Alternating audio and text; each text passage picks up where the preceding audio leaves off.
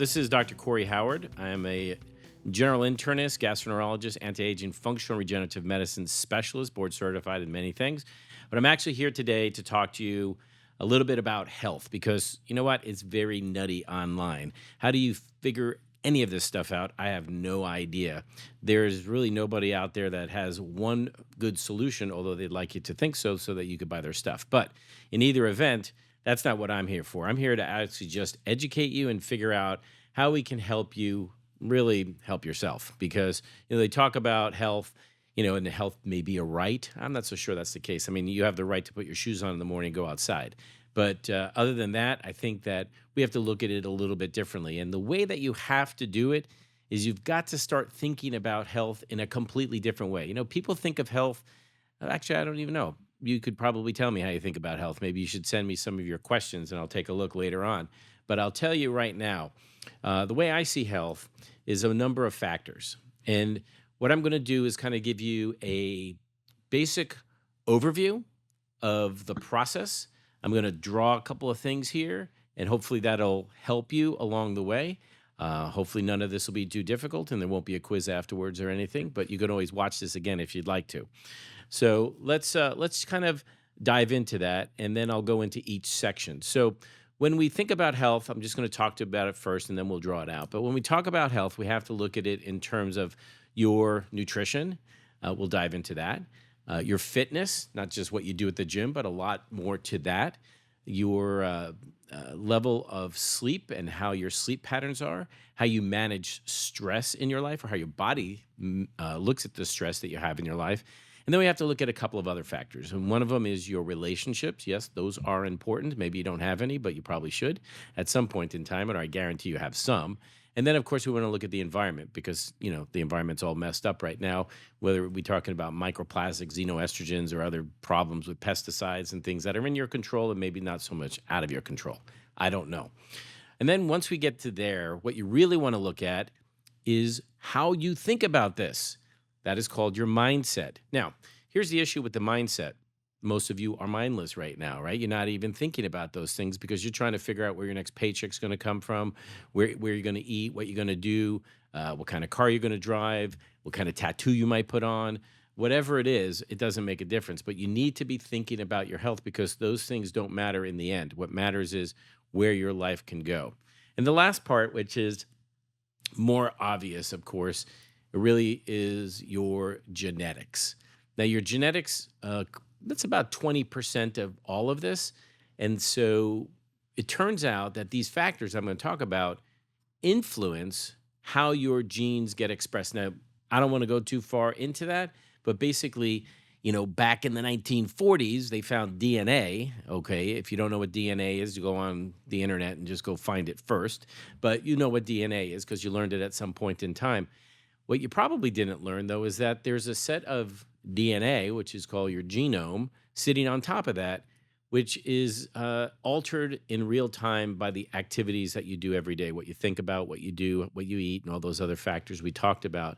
And those ultimately affect your health. And so it's not just one thing, it's a combination of things. And the good news is you don't have to do them all at the exact same time. But if you have a process that you can start to move towards, then you can really look at success. So having said that, let's take it to a different level. And let me just kind of show you what I'm talking about here. So hopefully this will work because, you never know. But anyway, we've got health, and I've got this really funky thing. So I'm going to change this to something smaller. And, where's my little eraser? Get rid of this thing. Here's an eraser. Got this, get rid of that thing. All right, here we go there. And I think I like that better with black. All right, so if we're looking at health, no, I don't like that either. We're going to go here in black. All right, let's try that. Yep, health. All right, so health, hopefully you can see that. If not, we'll fix it later. All right, so first of all, health, nutrition, N. Now, nutrition, we're going to get into because literally there are hundreds of billions of chemical reactions occurring in the body. That means that you're just one big bag of chemicals. And you got to do something about it. But the only thing you can do is feed it properly. So we got a lot to talk about with that. Next is fitness. Now that's just not what you could do at the gym because that might be your thing. Like let's go weightlifting today. Oh no, it actually has to do with your brain fitness, your mental fitness, muscular, heart fitness, bone fitness. All those things play a role in what we call fitness. Next, we talked about is sleep. How well you sleep or not. A lot of people have trouble sleeping these days. And so we need to find out what your sleep patterns are, what's going on, why you're having trouble sleeping. Did your boyfriend, girlfriend, spouse, are they snoring or you just can't sleep because you drank too much or whatever it is? I have no idea, but we can figure those things out. Next, we're looking at stress and how you manage your stress and how your body sees the stress that you have. So sometimes you do a lot of things and you don't even realize that you're under stress until you're not under stress anymore. And all of a sudden you go, wow, I was pretty stressed. All right. Next is the environment. And so in the environment, you've got lots and lots of factors. And then, of course, we're going to talk about relationships. Now, all of those, remember, I talked about mindset up here and how you look at those things. And down here, we've got your genes. So your genes are like the loaded gun, and lifestyle is essentially the trigger. I didn't make that up. That was T. Colin Campbell, who's a very famous guy, wrote the China Study, a book you might want to look at. So in either event, that's what we got here. Now, we got those things, and we're going to move forward, and let's start talking about nutrition. How's that sound? All right. So what do you eat? What is a balanced diet? Should I have a carnivorous diet, a plant-based diet, a diet consisting of low carbs, low fat, high fat? You figure it out. There's like 1,000 diets that are currently in vogue today, and none of them are really perfect because the human body can do a lot of different things. And quite frankly, if any one diet was better than the other, that would be the one everybody would be on. But clearly that's not the case. So when you look at dieting, you have to look at your dietary habits. So your habits are the things that you do every single day to have some kind of an outcome. Now, in this case, if you're fighting moment by moment for where you're going to be, what you're going to do, how much money you're going to make, or what you're going to do tonight, nutrition isn't the highest priority. It's just fuel. It's just eating. You just want to get it done so you can do the next thing. Also, eating is a social event. So, you've got to think of it that way. But why is it so important? Well, here's the thing that I hope is interesting to you, because I think it's very interesting.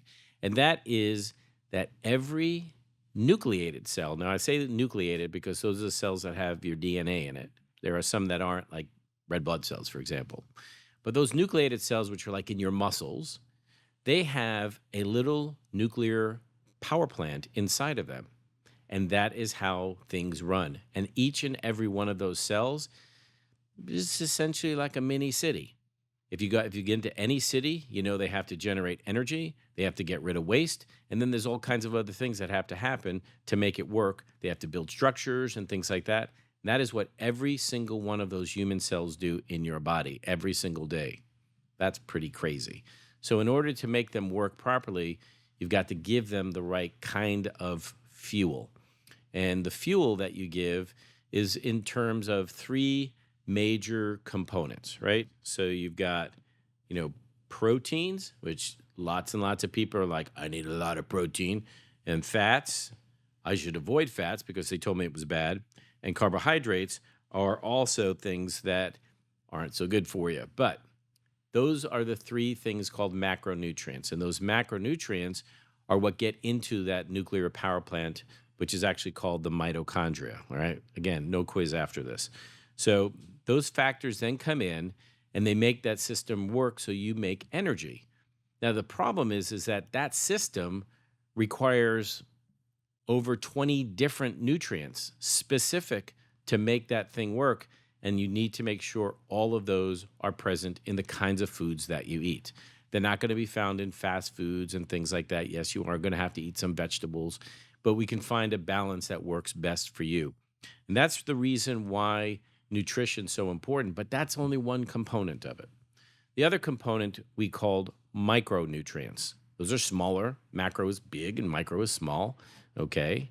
We don't have to talk about small things in terms of micro, by the way. But in either event, the the micro part is what are called like trace elements. So those are things like copper or magnesium or selenium or manganese or calcium. Those are all things that you may have heard. And each one of those are like a key inside of the chemical reactions that occur just to make them work. So those all need to be present too to make this system go and function fully. And that's the reason why nutrition is so incredibly vital and why it's the first thing that we really, really have to do.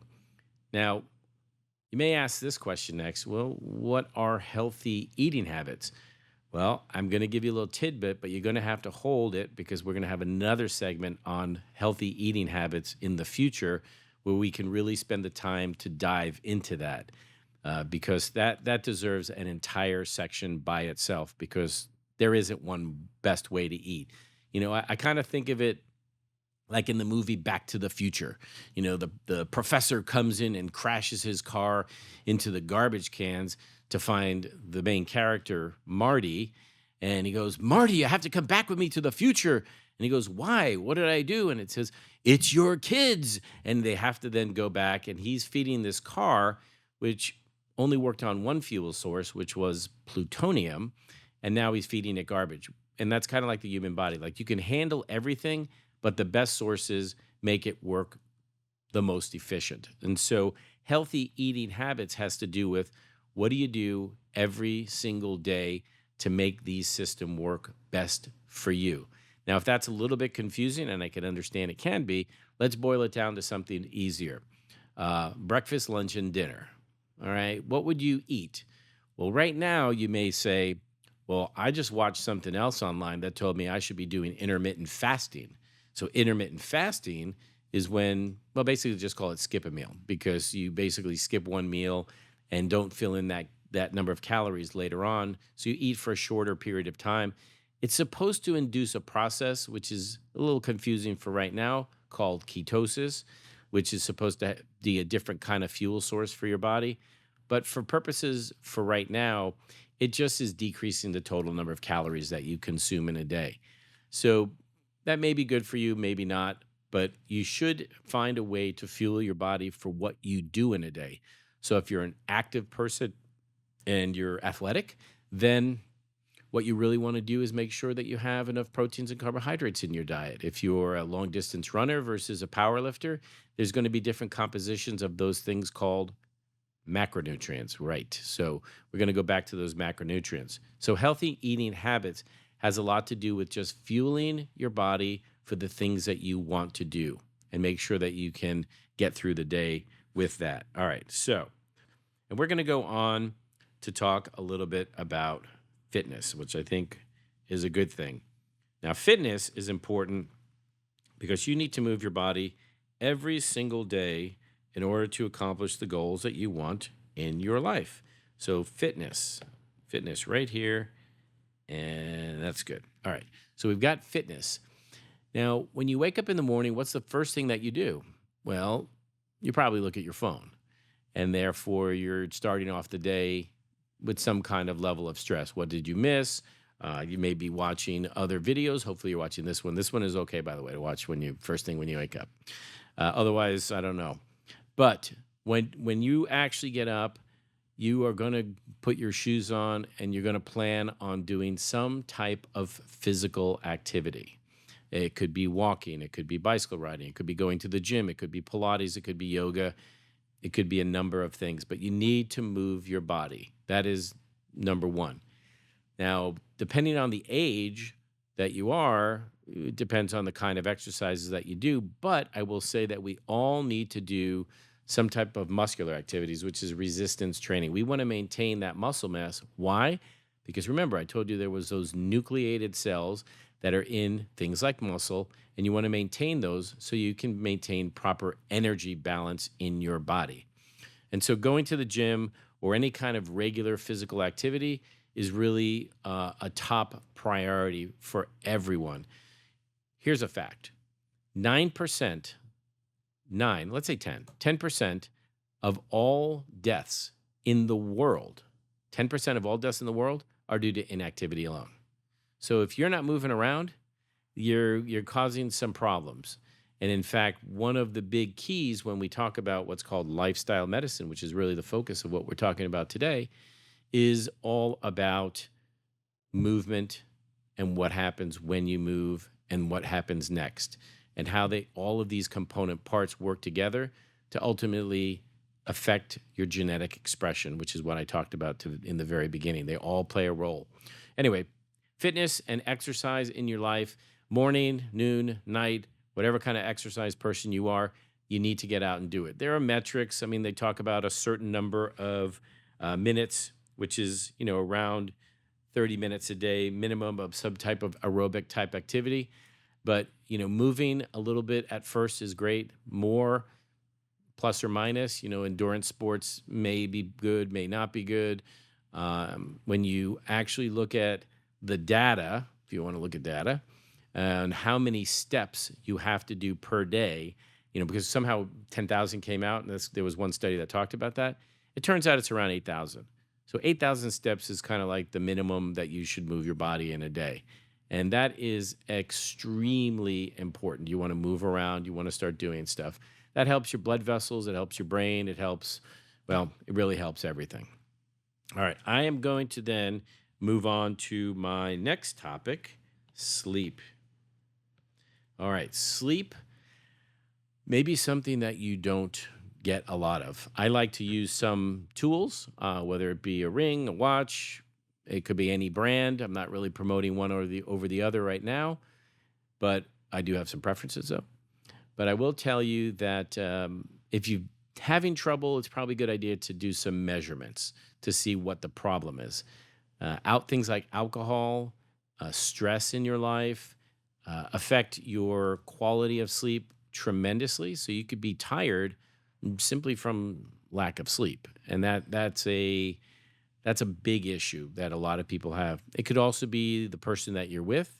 Maybe they're noisy. I know that occasionally I am, but you can do things about that, and so that can help with your overall quality of sleep. And then that comes down to the time. Everybody talks about you need a certain number of hours. Is it 8 hours? Is it more? Is it less? Is it age dependent? So the number of hours that you actually need are really specific to you as a person. Some people need a little bit more. Some people might need a little bit less. But you're probably going to need somewhere around 6 hours at a minimum. 8 hours is probably better, and that's because your body goes through cycles when you sleep. It goes up and down. Some are deep, some are not. Some help you remember your dreams, and some actually cause your body to become completely paralyzed, in which case there's a lot of processes happening in your body to rebuild muscle and things like that. And so that makes sleep an extremely high priority for you. And now, if you have trouble sleeping, we have to talk about something which, again, we'll dive into the details later, but hygiene, right? So hygiene is something where you have a pattern to your sleep. What do you do? Do you take a shower before you sleep and that helps you? Do you have a cup of milk before you go to sleep? I don't know. Maybe have a few drinks before you go to sleep. Not a good thing to do because that will definitely affect it. Or maybe you do some other things, which we can discuss at a later date. But in either event, I do think that you have to understand what your sleep patterns are in order to help you help yourself in this kind of light. Just saying. And so hygiene is a lot to do with your pattern of sleeping. How are you going to fall asleep? Do you read a book? Are you on your iPhone or your iPad or another device or another computer? And so what happens with that is that any of those electronic devices have what's called a refresh rate, which you may have seen. And that's the number of times basically it flickers per second. And that's usually in terms of like megahertz. And that affects your brain directly. It affects a part of your brain which definitely can alter your sleep patterns and cause you to stay awake. And so all of those factors affect your sleep, and therefore sleep is important. All right, let us move on. And if I'm going too fast, the good news is you can always watch this again. All right, we are going to go to stress management. What is stress? Stress in your body is basically your hormones, such as your cortisol made in your adrenal glands, that goes up. And that causes you to be stressful because it's getting your body ready for something to happen. Meaning, maybe you're getting ready for an event. Maybe you're going to give a speech. Maybe you're going to go on a date, whatever it is. And so your body's geared up to see what's next. And so how your body perceives that plays a big role in these other factors, including how you can absorb food, how much you really want to exercise or not. Maybe you're too tired because you're stressed, or it can also affect your sleep patterns. So these all integrate with one another. And so when we talk about that, we have to look at how that occurs. Well, essentially, think of it like this. You're going to go do something and your blood pressure goes up and you could feel it, or you feel really tight. Let's say before you play a tennis match or a pickleball game or even golf or basketball or any sport, you're getting ready. That's kind of a stress response. How your body relaxes after that is ultimately just as important as the actual stress. A lot of times people aren't allowing themselves what's called a recovery period, a period of time in which they can actually just relax again. And so the stress levels remain high. And if they remain high long enough, you actually run into a problem, which again will be something to discuss in the future, called adrenal fatigue. Adrenal fatigue is a topic that we definitely are going to have to go into because that is a big factor. And the interesting thing here is a lot of doctors, they don't believe that that's a thing. Well, they're wrong because it is a thing. It's just not something that you take a test about, but it is something that causes your body to feel down, tired, fatigued, or basically unable to do all the things that you want to do. And by understanding that, you can affect it because it's not treated with medicine. It's treated with lifestyle modification, understanding what you can do. For example, what would you do? Well, you've all heard of something called meditation. And meditation is something that can literally help you help yourself relieve your stress and anxiety and help you get recentered. And meditation, in the future, we're going to have some people on that are way more expert than me. But in a nutshell, it's something that anybody can do at any time. And so, for example, waking up in the morning instead of grabbing your phone or watching the news where all you really see are commercials about antidepressants because news is so depressing. And so you wind up having to think about something else. And my suggestion to you is when you wake up in the morning to help you de-stress, just simply think about something that you really could be grateful for in your life. Maybe the person you're with, maybe an event, maybe you went to a show, maybe you saw a concert, maybe you scored well on a test, whatever it is, some little event. Just think about it and try to put yourself back into that moment so that you can feel those feelings of being in that moment and just be grateful for it. And believe it or not, that simple little exercise is something that you can do that will help you be protected against some of the other stressors that will help you, that will undoubtedly affect you rather sometime during the day. Because, we could be on the phone and having a heated debate. But here's an interesting thing. Have you ever had this experience where, you're on your phone and you're talking and you're, pretty ticked off at somebody and you're yelling at them, so your stress levels are going up and you're just like, yeah, no, I would never do anything like that. And then somebody, knocks on your door and you're like, oh, hey, 1 second. Hey, how you doing today? The pattern interrupt is something that can happen that can also de-stress you. And these are things you just have to open up your thought process just to identify, because you can control that at any one moment. You may feel you can't, but ultimately, we'll give you some tools that'll show you that you actually can. And next, we're going to talk a little bit about the environment. And the environment is there are things in the environment that are in your control, and there are things in the environment that are not in your control. Now, remember a little bit ago, we were discussing nutrients. Unfortunately, the food we grow in the United States sometimes has a low amount of nutrients. It just does. And therefore, we need to probably supplement at times. But which one is good for you is up to very, very specific kinds of testing. But when we talk about the environment, there are things like pesticides, organic or not organic vegetables, whether or not they are grown in an area where you are worried about the possibility of extraneous hormones that may interfere.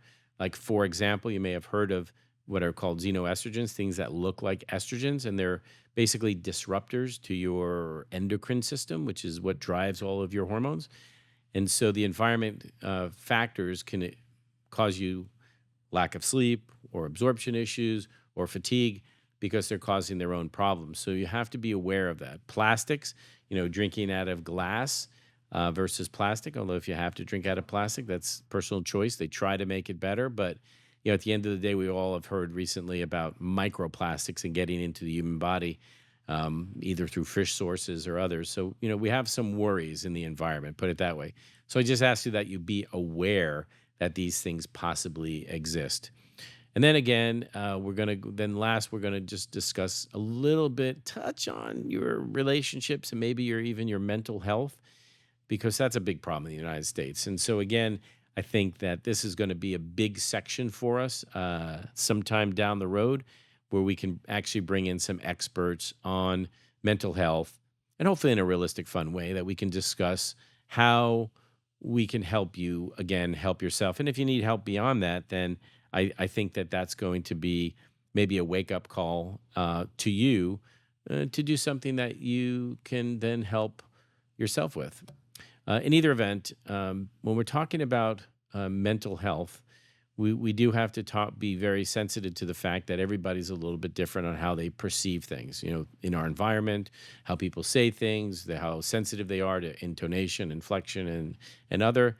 And so we have to get a little bit more in tune with ourselves to know what maybe triggers us or not, and how to really improve our health overall. But one of the interesting things that we've learned recently around the time of COVID is the effects of loneliness on mental health and what else can happen, which includes some of the negative outcomes when you are lonely. And so we really need to focus on that, because some people are lonely, yet they could be in a relationship, and we need to understand why. I have talked to many people, married individuals who, are feeling lonely in their relationships, and they are married. And so, we need to dive into that a little bit, and hopefully that piques your interest just a little. Then we started talking about your mindset, and your mindset really is, are you even thinking about any of these things? People just go and do things, they just keep going, right? But at the end of the day, are you getting anywhere? And if you're not, the question is why? Is there something that can be changed? And a lot of it has to do with how you're thinking about your own health and well being. And so if you put it together and start thinking about these things, even just a little bit, you will start to make progress towards whatever health goals you might have. And goal setting is another section that we need to define while I'm talking about mindset, because what are your health goals? Why would you even want to be healthy? Do you want to live to do certain things? Do you want to travel? Do you want to just make a lot of money? What would you do with the money?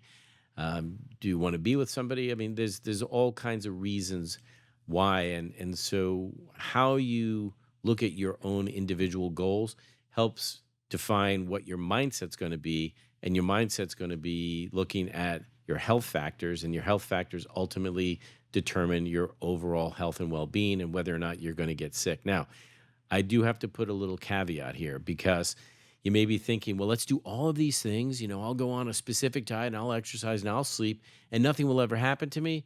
No, sorry, that's not the case. People still get sick and unfortunately have negative outcomes no matter what they do sometimes. But it is worthwhile to help you move in the right direction to decrease the potential of a lot of the problems that can happen. And I will tell you this, the sooner you start, the better off you are. And that doesn't mean that you have to start just in your 20s. You can start anytime, but starting right now. It's like this. When you get an idea, what happens to your idea? Well, if you don't do something about it, you forget it. So think of it like this. Never leave the sight of a good idea without an action towards its completion. Never leave the sight of a good idea without an action towards its completion. What that means is that if you have a good idea, do something that will bring you closer to that idea, and this way you can actually potentially work to make it happen. But if you don't, like I had a great dream, and all these things happen, and you remembered it for about the first 15 seconds that you woke up, and all of a sudden it's gone. And you're like, I don't remember any of that stuff. Or you had a great idea 10 years ago, and all of a sudden it was there's a product on the shelf, and you say, I had that idea. Well, you didn't do anything about it, and somebody did. So, basically just make sure that you are taking action. Inaction is a problem, and it can lead to a lot of other issues. Now, the last section that we're going to just get into, which is there will be a quiz because everybody should know genetics, right? No, I'm kidding. What happens is that your genes are affected by these behaviors that we talked about today. So I'll give you an example. So let's say that you are eating a carrot, and a carrot has beta carotene in it, is that the orange stuff. And that orange stuff is called a carotenoid. You don't have to remember that, but it's the property within a carrot. Well, while you're eating the carrot, that substance, the beta carotene, actually goes into the cell, and it goes to the nucleus where your DNA is, your genes are, and alters it to actually increase intracellular antioxidants potentially, like while you're eating it. So that happens with a lot of your different kinds of foods, that there is an action that happens, either a protective action or something harmful. Like, for example, if you're eating fried foods, that can cause the opposite effect. And so these are occurring in real time, and that's what your genetics are about. But it's also about your family history. Now, this is a little bit more doctorly stuff because family history is extremely important in what happens with health and overall wellness. For example, say that your grandfather had a heart attack at age 45, and then your dad had some kind of cardiovascular issue around age 50, and then you're 23. Well, what would you do? Well, you want to look at these factors about health, meaning your nutrition and sleep and those things. But there's probably some testing. Like, you actually go to a doctor to get some testing because you can't outrun your genes. It's unfortunate, but they are still there. But you can alter how they are expressed.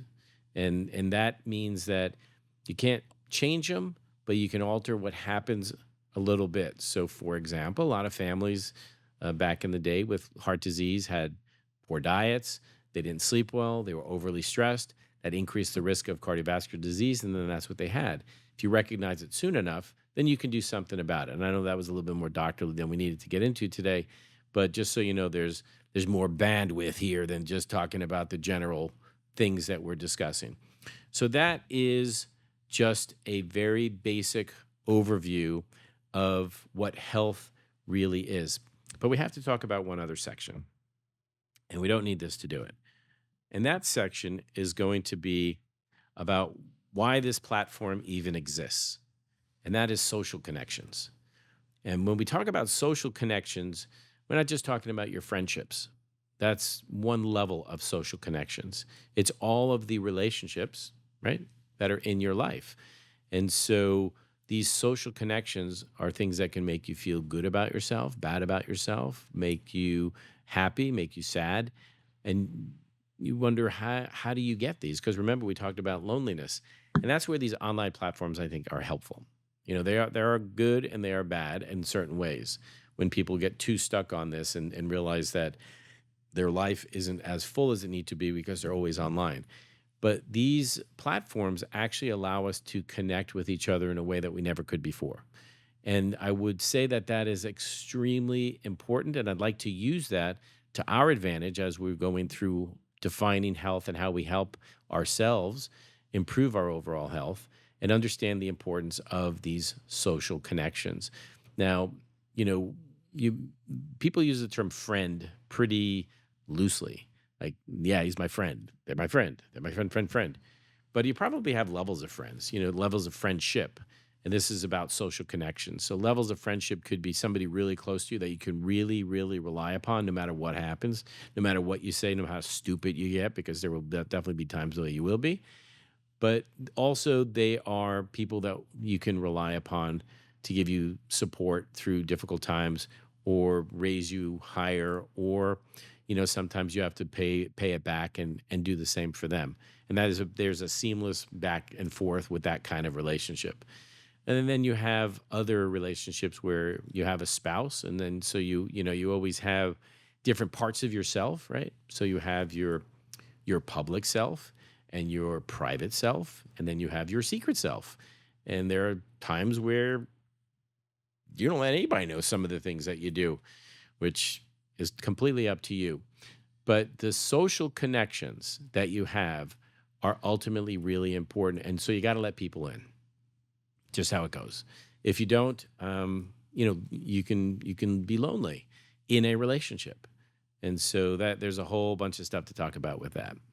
So anyway, quick review, just in case you're catching on later, is that health is really defined by looking at your nutrition, how you define fitness, your sleep patterns and your sleep hygiene. You mean how you go to sleep, how your body sees stress, factors in your environment, relationships, and then how you even think about these things and how they could potentially alter your genes. So that's a lot of stuff for today. Again, I'm Dr. Corey Howard. I am a medical doctor, board certified in several specialties, specialty trained in gastroenterology, digestive diseases, nutrition, internal medicine, anti-aging, functional, and regenerative medicine, with a fellowship in metabolic nutritional medicine. And I have been around the country talking to people about these things, and I have a lot of experience, and I'd like to, hopefully this is interesting to you, and we'll do more in the future. Thank you very much.